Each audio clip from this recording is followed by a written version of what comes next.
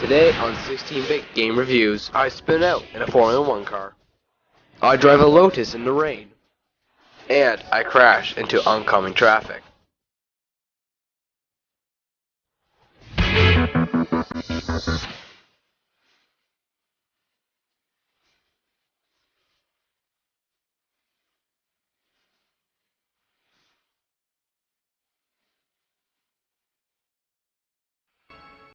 Hello and welcome! Today I'm going to be reviewing two Sega Genesis racing games. Now, back in the 90s, there was at least 3 game modes for racing games. The first was the top-down racing game, like Indy 500 for the Atari 2600, where you have a full view of the track and you know what's happening everywhere. That is my favorite racing type. Then there was the standalone 3D racing games like Gran Turismo 5 today.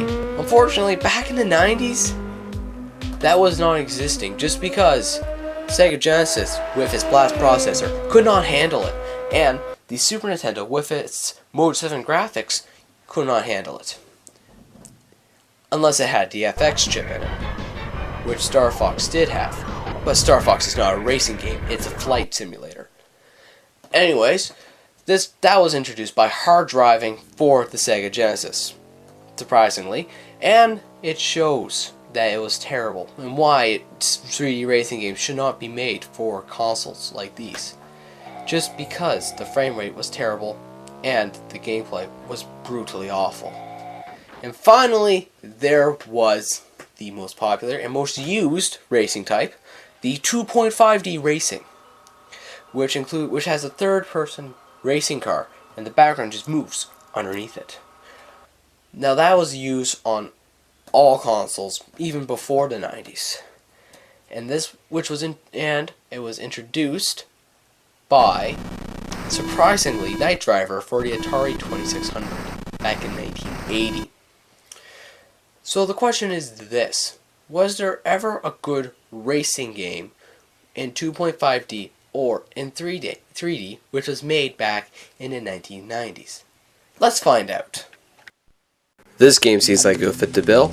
Designed by Gremlin Graphics and published by EA, this is Lotus II, R.E.C.S. for Sega Genesis. And immediately I've run into a problem, because the menu system looks like it was designed by 5-year-olds. Because if you look at it, it is cluttered about.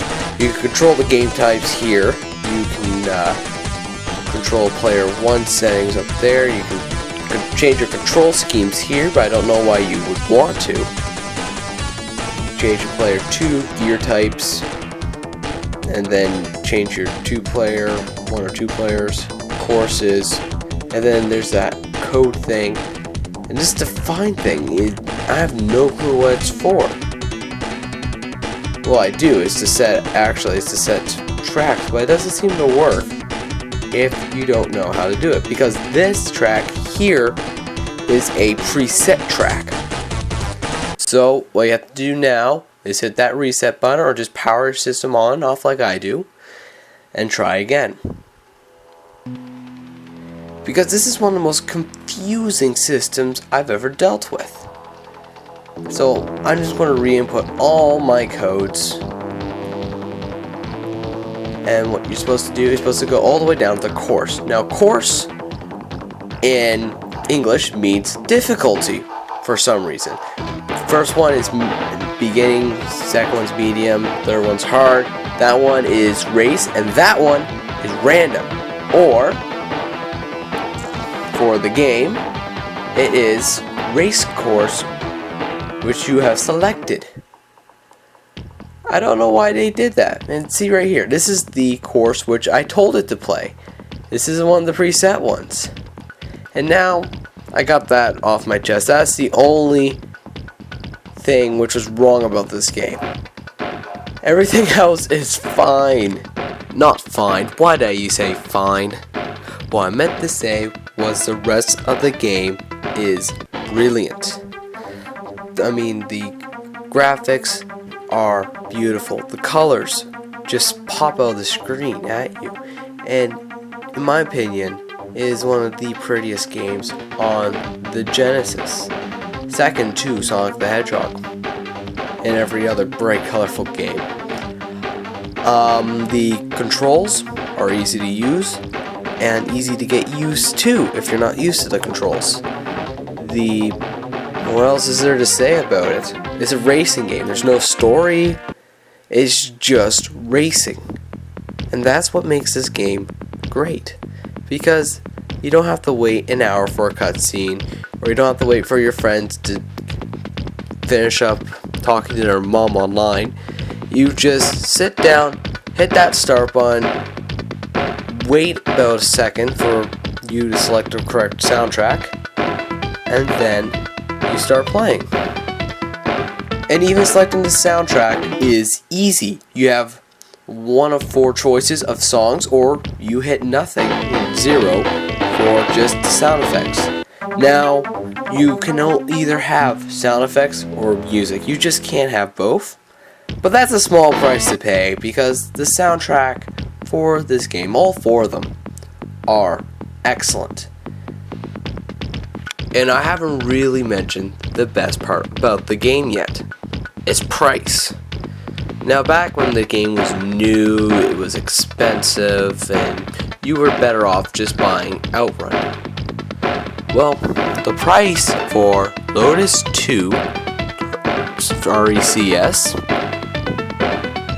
on eBay, $1.02, and from where I am, $5.09 for shipping. So for less than $10, you could have, in my opinion, one of the greatest racing games for the Sega Genesis. Unfortunately, this game is not available for Super Nintendo users. But then again, you have Mario Kart, so you should not be complaining that much. But what happens if you're mad? What happens if you hate all 2.5D racing games altogether, and you only want to play 3D racing games, yet you own a Sega Genesis?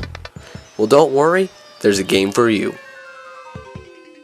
Developed by one of the largest name companies I have ever seen, Sega Amusement Machine Research and Development Department 2, or Sega AM2. This is Virtua Racing for the Sega Genesis. And this game has a proper menu.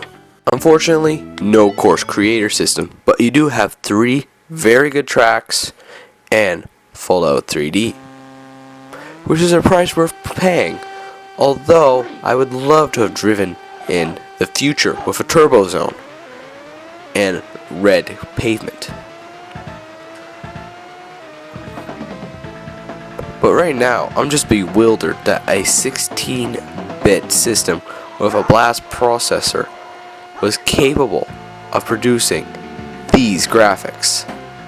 And that's all because of a chip which has been built in to the cartridge.